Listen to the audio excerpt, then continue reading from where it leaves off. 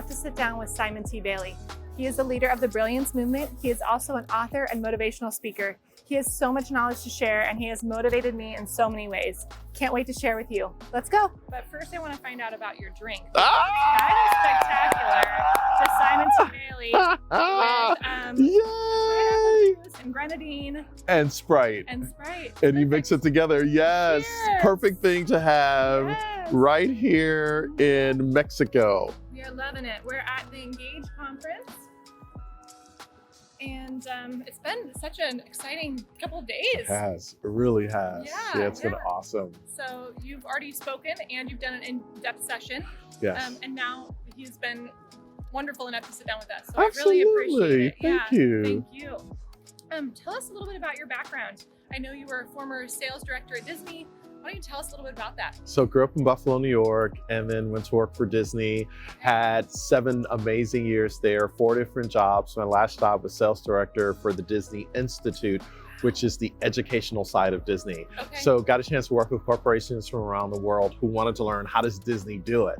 So did that, and about 15 years ago, decided that it was time to step off and to the next venture. So said goodbye to Disney and turned down 4 jobs to go and work other places to follow this dream of entrepreneurship. Okay, so you did it. You stepped away and you said, okay, I'm gonna do this on my own. Yes. Amazing, amazing. I know that you've now become a motivational speaker, author, and changed so many lives. Why do you do what you do?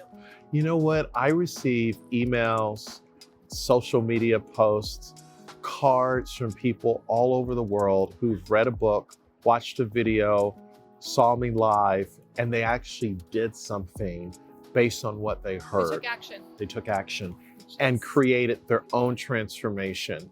That's what inspires me to continue to do this work. Oh, I love that. I love that. As a small business owner yourself, Yes. How do you think entrepreneurs can create meaningful connections in their own company or business, whether they're working alone or with a small team?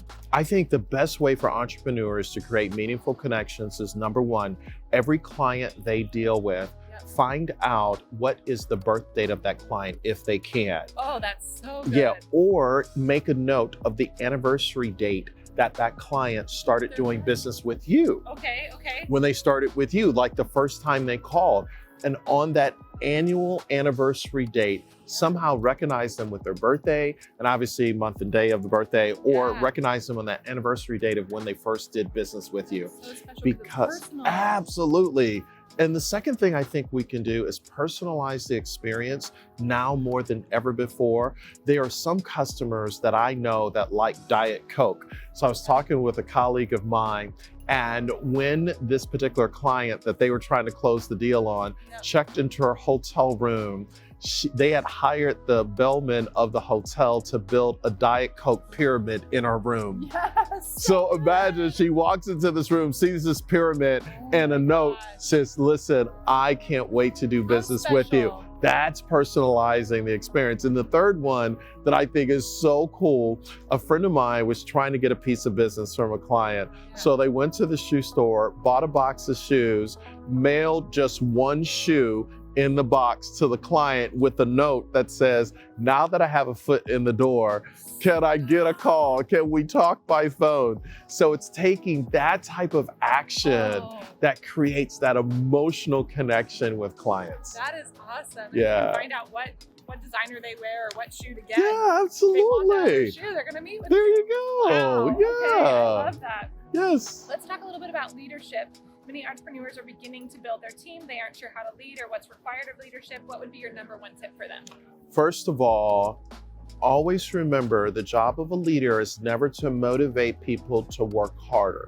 The job of a leader is to invite people on a journey to follow you so they discover the leader within themselves. So in other words, you can never take a person to a place you've not been yourself, because leadership is both caught and taught.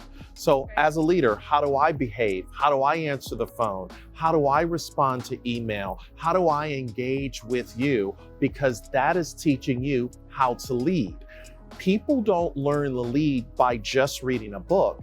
They lead based on how they've been led.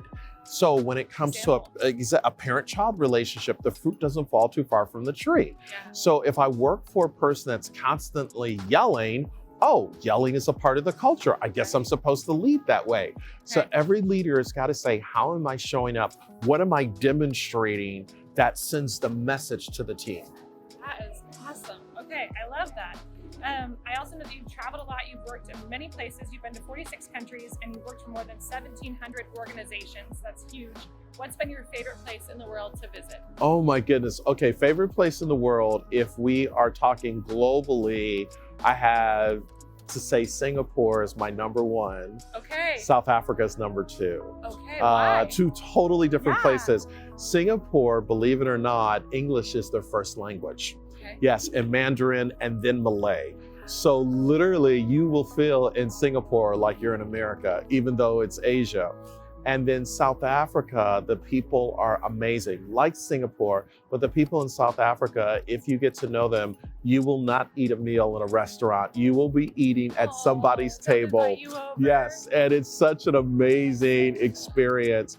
And then domestically in the United States, I love all things San Diego. So Cardiff by the Sea, La Jolla, I go to George's on the Cove or Pacific Coast Grill.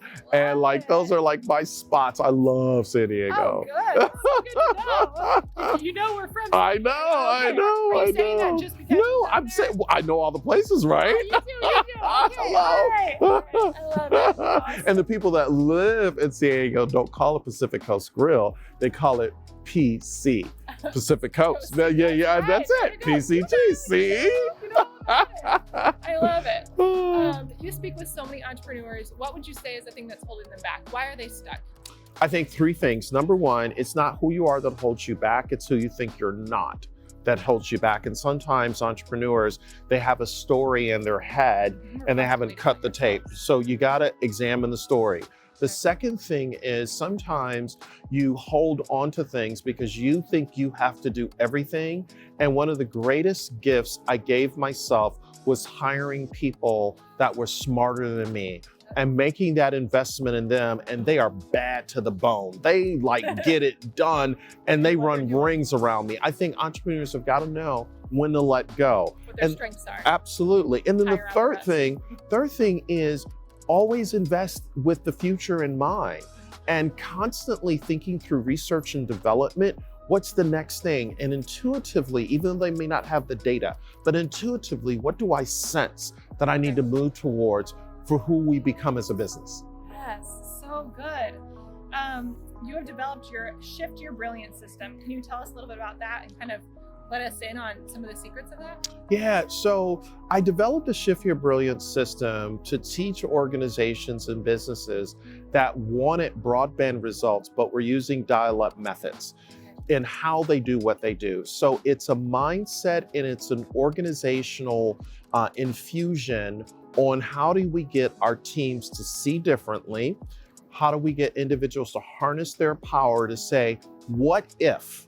Then how do we ignite a fresh vision and begin to execute? How do we fuel our mind? So how do we up our game? How do we level up in our thinking? At Pixar, it's required for Pixar employees or cast members to take 4 hours of ongoing learning and development. So this whole thing of fueling the mind, how do you fuel your mind? And then how do you take the wheel? So Shift Your Brilliance is kind of built on a car metaphor. How do we take the wheel and go and try something?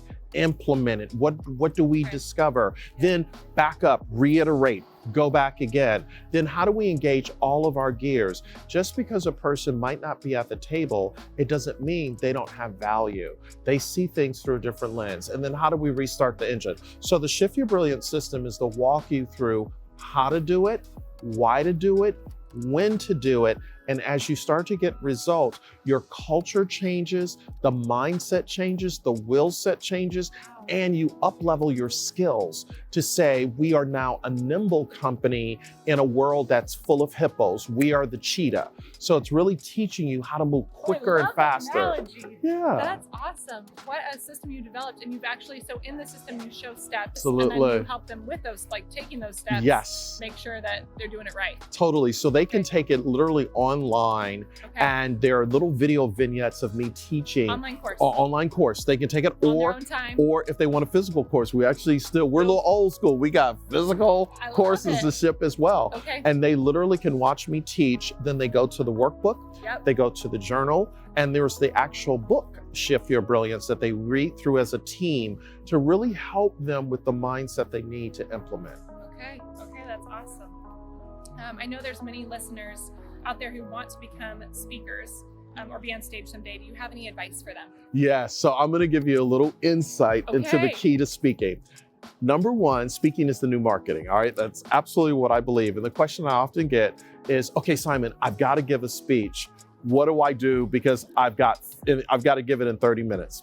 Here's the simple formula that I teach as a part of my Brilliant Presenter program. Remember this formula, SPP. SPP.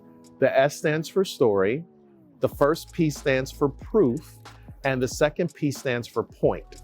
So if I have to speak, what's the story?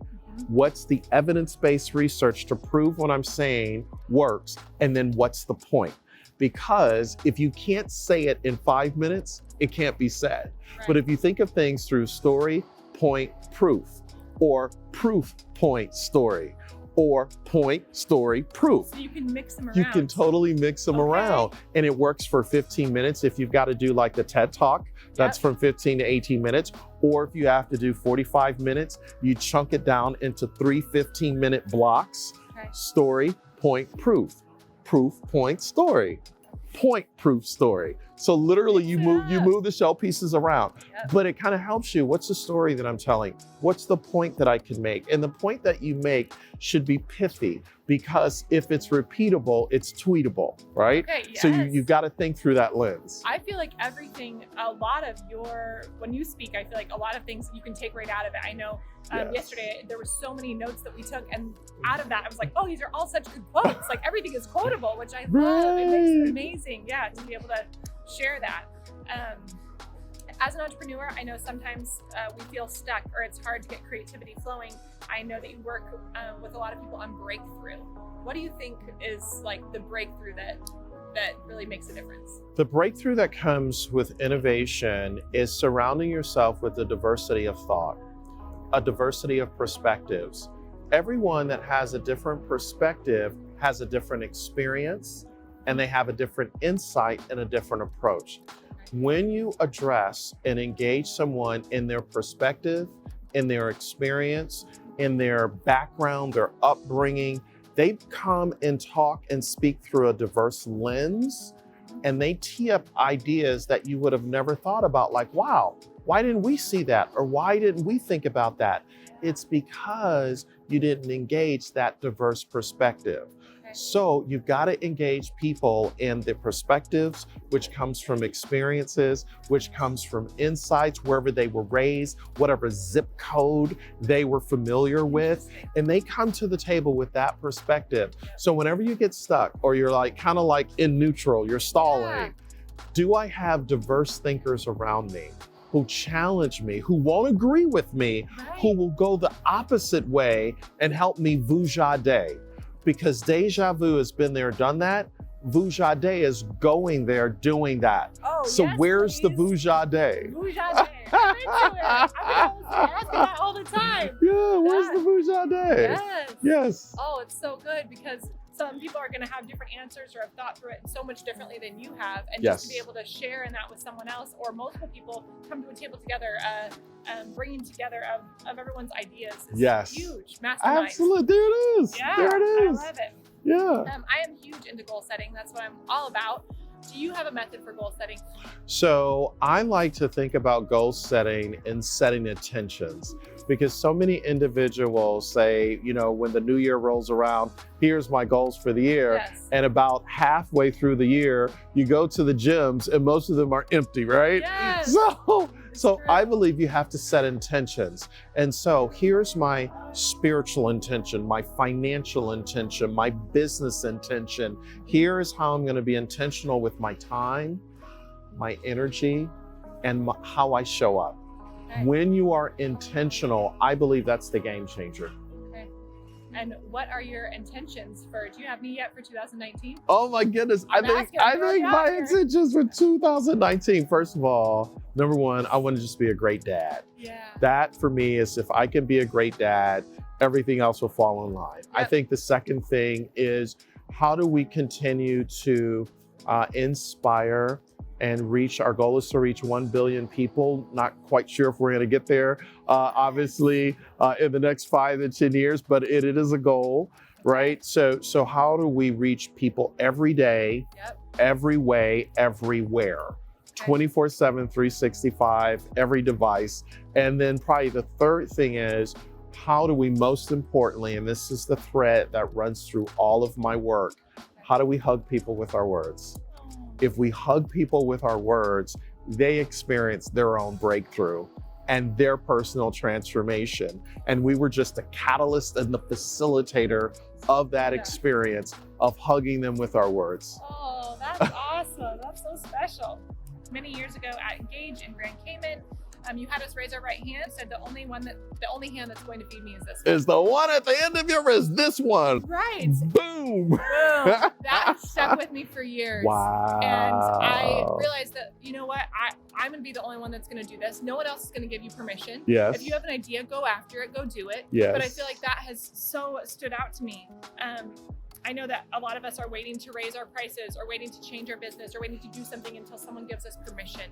And you just motivated me that like, no, if you have that in you, do it, go do it. And like, you're the only one that's going to feed you. So what does that look like? So thank you for that. Thank you. Yes, thank you so much. Thank you. And where do you feel the most inspired and creative?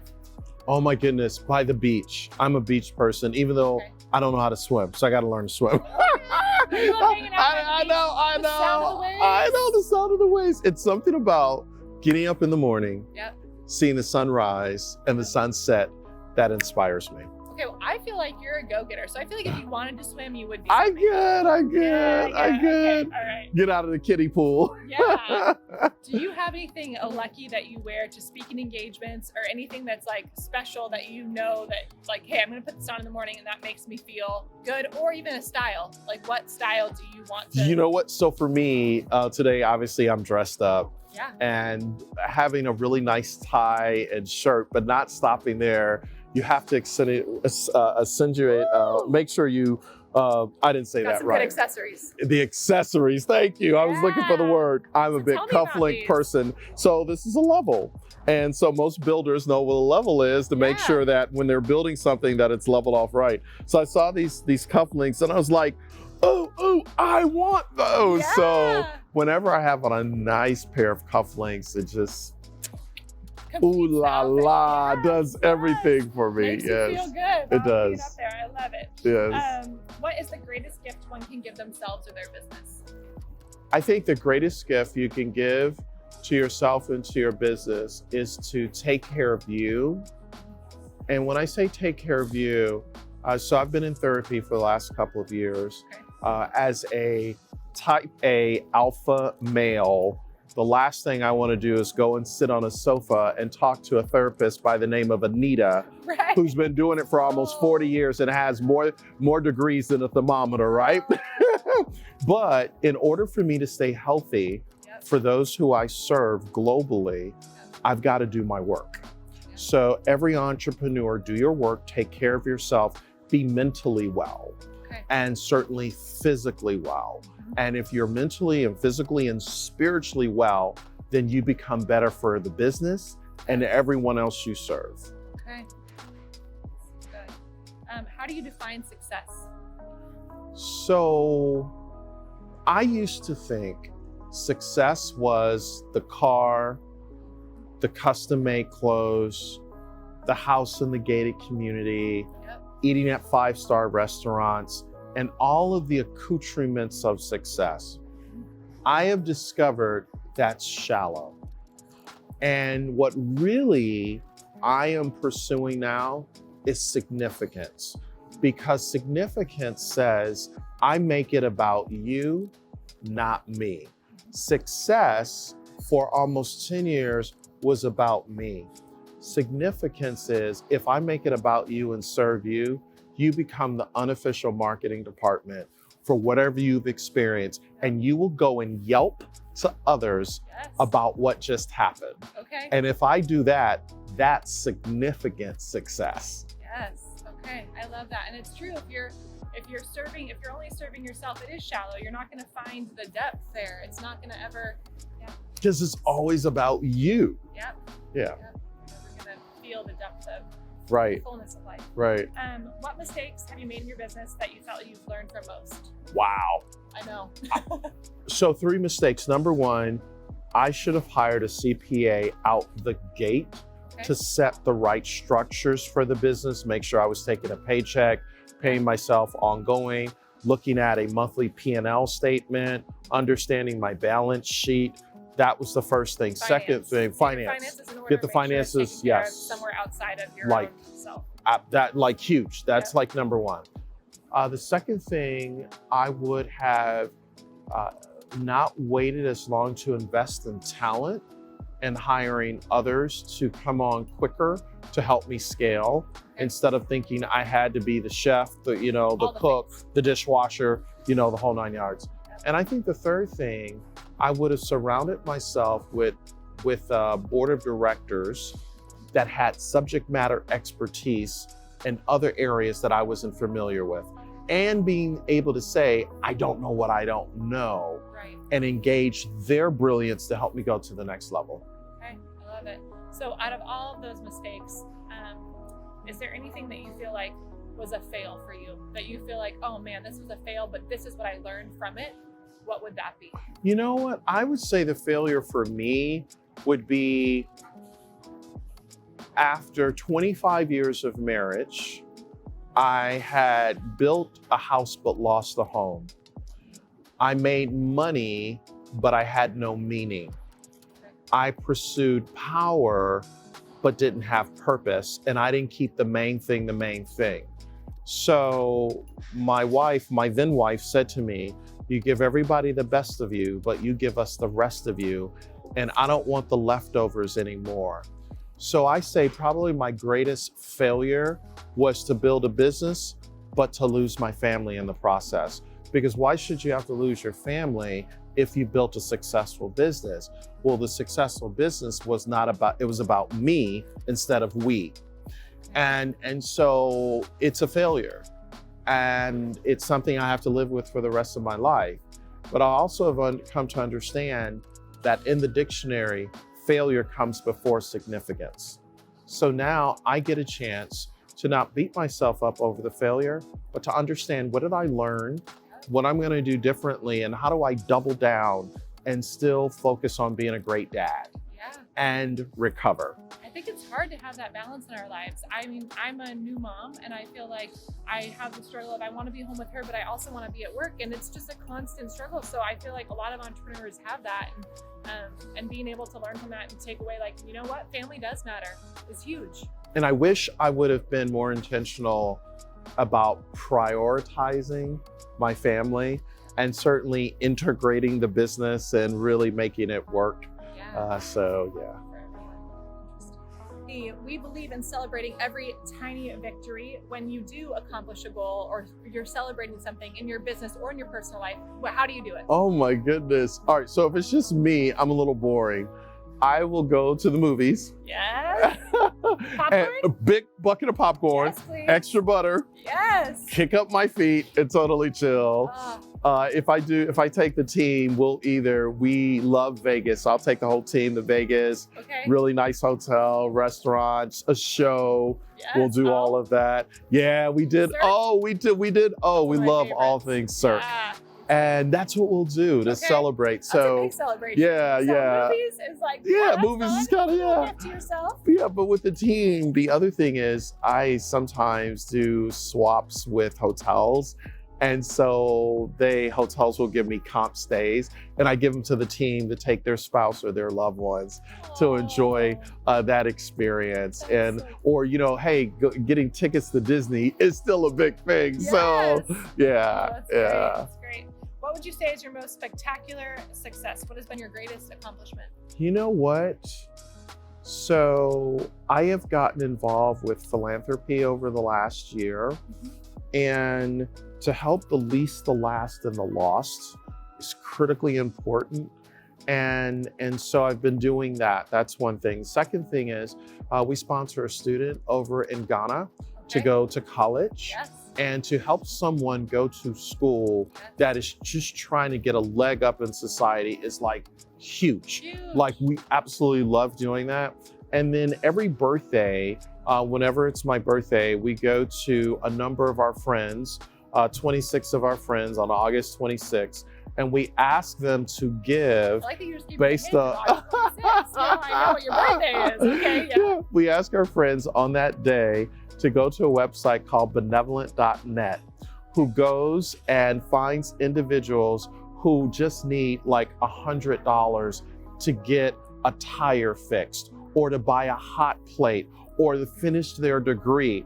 They don't need thousands of dollars. They just need a few $100s. So we go to all 26 friends and we ask them whatever year I am age-wise to give to this charity.